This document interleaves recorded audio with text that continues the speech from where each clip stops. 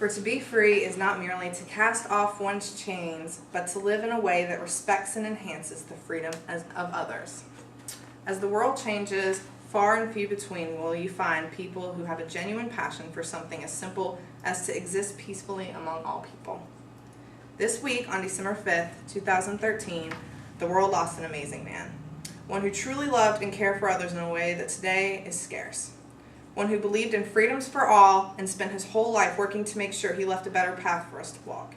Today I would like to dedicate this speech to someone I admire, although I've never met him in person and didn't know him on a personal level. In my heart, I still feel a connection in his messages to us all.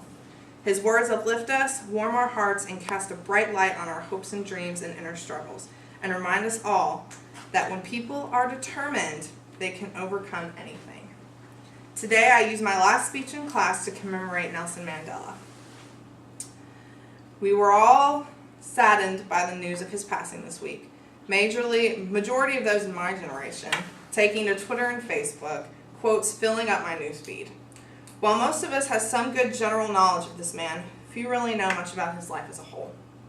Nelson Ralahala Mandela was born July 18, 1918.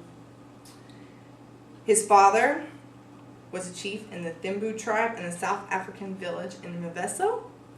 After his father's death at the age of 9, he was adopted by another woman, whose name I can't pronounce, I apologize, where she began preparing him to lead their tribe.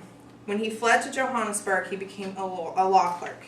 He also studied law at University of Witwatersrand, which is where his passion for putting an end to racial discrimination began. He joined the African National Congress and also helped establish the ANC Youth League. After the apartheid was formed, the ANCYL planned to go against it by hosting boycotts, strikes, and some other forms to take their stance against the racial discrimination. Mandela began organizing protests all across the country, as well as opening the first black law firm which would offer legal services to people that had been affected by the apartheid. He co-founded another part of the ANC, known as MK, which began sabotaging the government. When he illegally fled the country to attend an African Nationalist Leaders Conference, he was arrested and sentenced to 5 years in prison.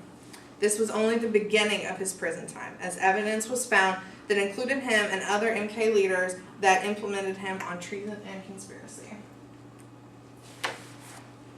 Mandela was sentenced to a life in prison for his crimes, which he admitted to some of them, but also stood behind the ANC and the injustices being done.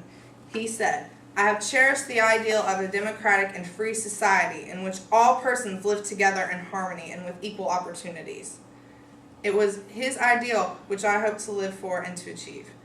But if needs be, it is an ideal for which I am prepared to die."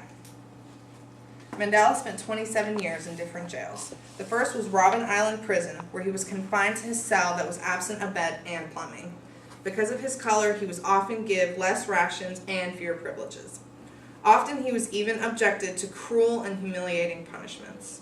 Nonetheless, he was still able to earn a law degree from the University of London. Mandela loved to read and study, so much so that he spent most of his time incarcerated doing so when he was able. He always said it was the most important to get an education, quoting him, "Education is the most powerful weapon when you can use it to change the world." In 1980, the Free Nelson Mandela campaign was started, which made Mandela a household name, and the people who supported him and were against the racial discrimination began to grow and grow. Feeling the pressure from the people, the government offered Mandela release in exchange for several political compromises, which he rejected. Everyone's pleas and cries were finally answered when a new president ordered Mandela's release from prison in 1990.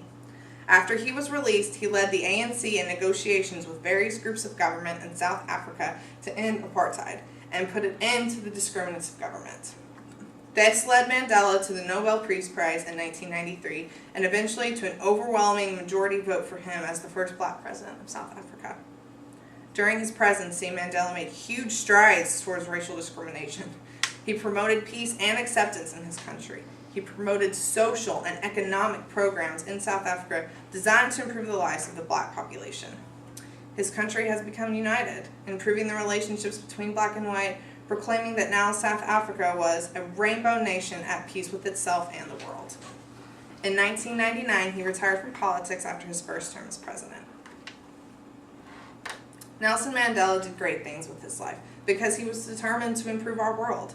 Even after his presidency, he still continued to be an advocate of peace and acceptance for all.